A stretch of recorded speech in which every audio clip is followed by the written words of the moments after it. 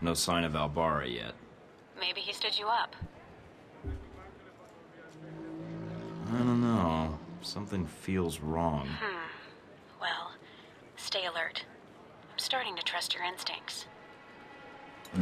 Sorry, that's... Switch off your transmitter. If you reach for your gun, one of my men will put a bullet in your skull.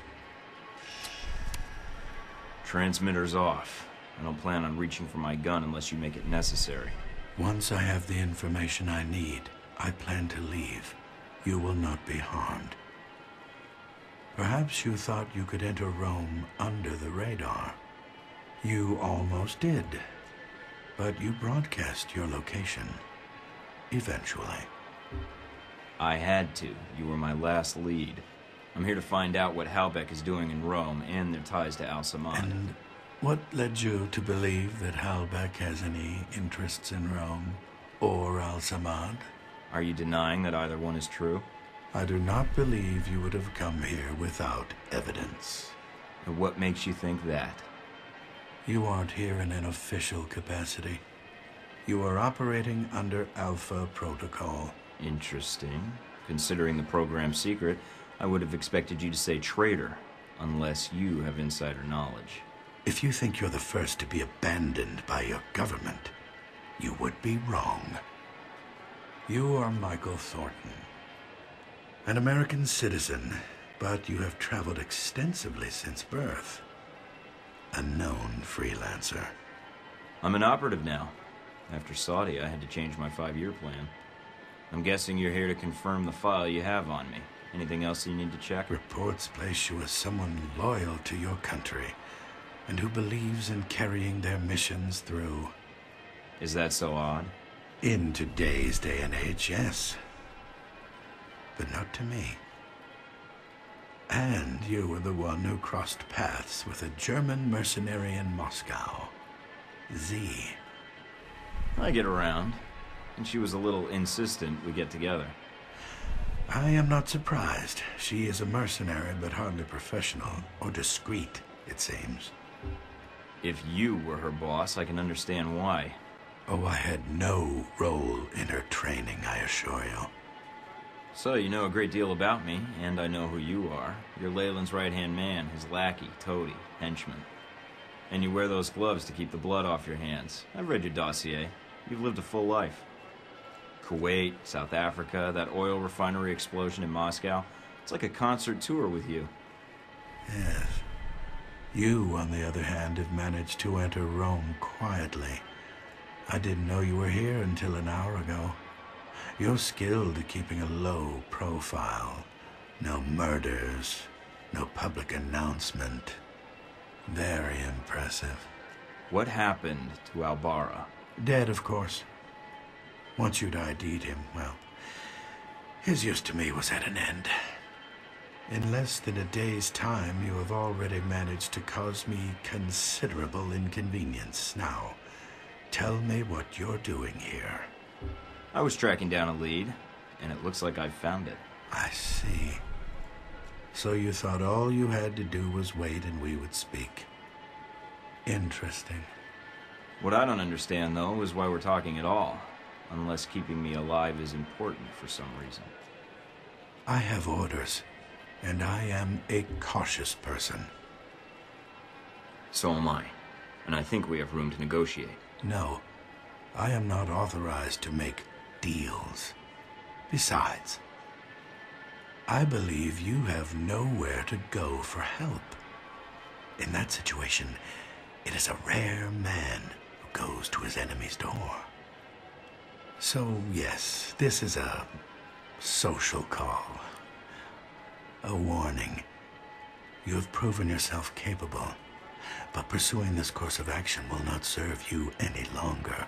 Go underground, hide, but stay out of our way. Or else what? Or people you care about will start to die. We know you've been in contact with one of your fellow agents. That contact will die if you persist, and then we will kill you. Those are your terms. Allow you to carry out your mission, and I stay out of the way. Yes. You realize I would be betraying my country. Yes, and that does not change my terms.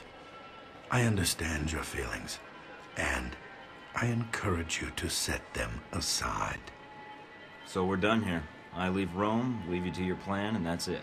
Yes. What you do next is up to you, but there are only two immediate choices.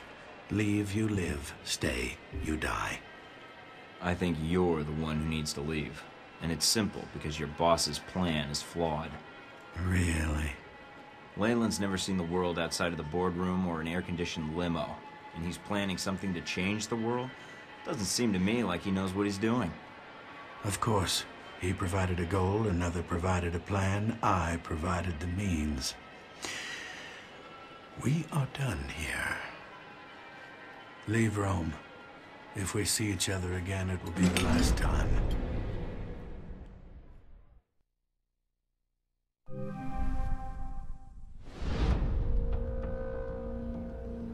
I confess, you slipped into Rome almost without us noticing. You were even more difficult to track after that. Between Halbeck and local authorities, the locals were the tough ones. No matter. Mr. Marburg found you. That must have been a surprise, meeting up for lunch like that. When we talked, he had a lot to say about Halbeck and some suggestions about my involvement with your corporation. Really? I can rarely get 3 words from the man. Well, feel free to have him threaten you whenever you get tired of listening to yourself. I'd be curious to hear more, and your first impression of Mr. Marburg. What did you discuss? Oh, we laughed, we cried, we had a grand old time. That Marburg, he can do a killer impression of you. He described you as a man of your word. Patriotic, I believe, also came into the conversation. But Mr. Marburg was not always the best judge of character. Nor does he instill much loyalty in employees. Speaking of which, this woman entered the picture not long after your meeting with Marburg. She was in our office in Rome. Madison, I believe. Yes. I always wondered, did you ever regret getting her into this? It wasn't my choice. Oh, Mike. In the end, it was.